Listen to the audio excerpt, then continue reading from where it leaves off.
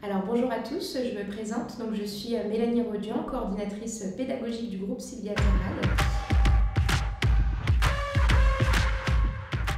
Je suis là aujourd'hui pour vous expliquer le handicap qui me touche. Donc je souffre d'une dysplasie des rotules, c'est le syndrome fémoro-patellaire. Donc en gros, et pour faire simple, pour que tout le monde puisse comprendre, j'ai des problèmes de mobilité.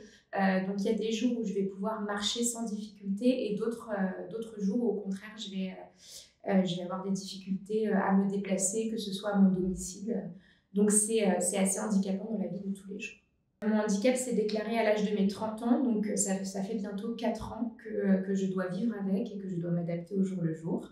Donc c'est vrai qu'il faut faire preuve vraiment de résilience parce qu'au départ, quand ça vous tombe dessus, quand vous faites les examens, c'est pas toujours très simple, même si encore une fois, c'est rien d'extrêmement grave, mais il faut apprendre à vivre avec, il faut apprendre à trouver des systèmes D pour pouvoir se déplacer, aller dans les magasins, qui ne sont pas forcément équipés, qui ont des escaliers. Mais, euh, mais, euh, mais maintenant, ça va beaucoup mieux. Et puis, de toute façon, il faut avancer, il n'y a pas le choix.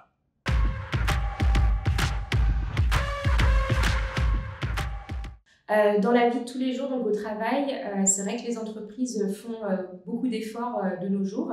Moi, j'ai la possibilité d'avoir un aménagement de mon poste de travail et d'avoir la possibilité de télétravailler depuis chez moi, ce qui est un gros avantage et ce qui me permet d'assumer mes missions quotidiennes sans aucun souci.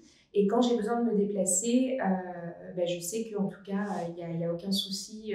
Je peux venir en taxi sans aucun problème. Et le groupe Sylvia Terrade prend en charge les frais de déplacement. Donc vraiment, encore une fois, c'est très appréciable. Après, il y a encore beaucoup de travail dans certaines entreprises qui prônent les valeurs de compétition, de challenge, etc. Et c'est vrai que l'accueil de personnes handicapées, c'est vraiment une bonne chose pour incorporer, on va dire, des valeurs au sein d'une entreprise, au sein d'un groupe.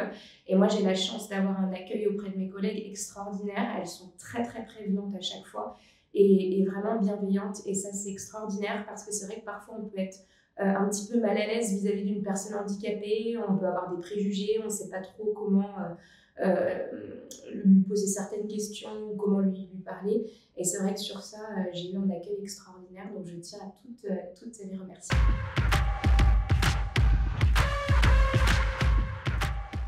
Pour les personnes qui souffrent d'un handicap, il faut vraiment donc toujours rester positif, comme je vous disais, faire preuve de résilience et se dire que tout est possible. Si vous en avez les capacités, il faut pouvoir exploiter un maximum vos compétences professionnelles et surtout s'adapter. Ça, c'est vraiment le maître mot, puisque comme je vous l'ai dit, moi, mon handicap s'est déclaré tardivement, donc j'ai dû m'adapter, contrairement à quelqu'un peut-être qui souffre d'un handicap depuis la naissance. Et c'est très important de pouvoir être capable de s'adapter au jour le jour.